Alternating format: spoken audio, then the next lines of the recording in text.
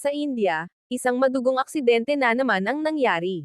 Tumaas pa sa 288 katao ang namatay at mahigit 850 ang nasugatan sa isang kakilakilabot na banggaan ng tatlong tren sa India, sinabi ng mga opisyal, noong Sabado. Itinuturing na ito bilang pinaka-nakamamatay na aksidente sa tren sa bansa sa loob ng mahigit 20 taon. Pagsapit ng madaling araw noong Sabado, nakita ng mga rescue worker ang buong saklaw ng mga patayan.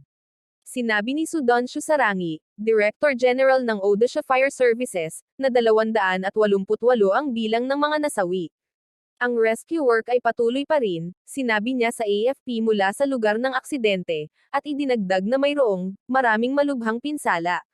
Kinumpirma rin ng punong kalihim ng estado ng Odisha na si Pradeep Jena na humigit kumulang 850 nasugatan ang ipinadala sa mga ospital kasunod ng pag-crash, na naganap mga 200 kilometro, 125 milya, mula sa kabisera ng estado na Bhubaneswar.